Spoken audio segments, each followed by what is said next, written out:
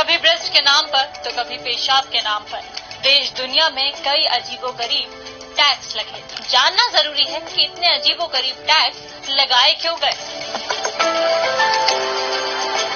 Tax सरकार की आय का एक सोर्स होता है, लेकिन क्या हो अगर किसी महिला से कहा जाए अपने स्तन मत ढको वरना टैक्स लगेगा।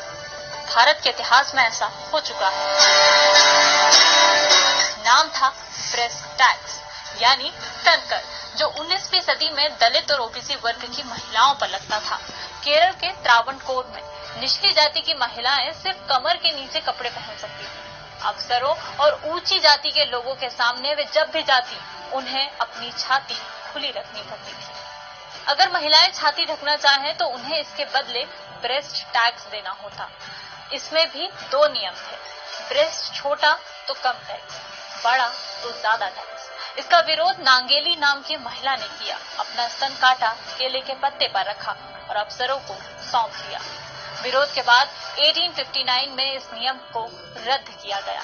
दूसरा है पेशाब पर लगने वाला टैक्स, जो लगता था एंशिएंट रोम में। रोमन्स का मानना था कि गंदगी, ग्रीस और दांतों को साफ करने का नेचुरल सब्स्टिट्यूट अमोनिया है, जो मिलता है पेशाब से। बड़ी सी टंकी में यूरिन इकट्ठा कर कपड़े धोए जाते। बाकायदा पब्लिक टॉयलेट्स में पेशाब इकट्ठा कर बिजनेस होता।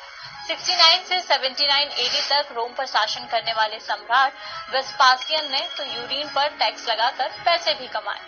एक और अजीबोगरीब टैक्स 1821 में अमेरिका में होता था, बैचलर टैक्स, यानी सिंगल होने पर टैक्स देना पड़ता था। 20 दिसंबर साल 1821 को अमेरिका के मिसौरी राज्य में बैचलर्स पर टैक्स लगाया गया था। 21 से 50 साल के कुंवारों को $1 टैक्स देना पड़ता था। मकसद लोगों को शादी के लिए प्रेरित करना। अमेरिका के मिशिगन में भी कई बार बैचलर टैक्स लगाने की कोशिश हुई। यहाँ माना जाता है कि शादीशुदा लोगों के मुकाबले कुंवारे लोग असामाजिक गतिविधियों की तरफ ज्यादा जल्दी झुकते हैं, इसीलिए उन पर टैक्स लगता। जानना जरूरी है। मैं आज इतना ही, कल फिर होगी मुलाकात किसी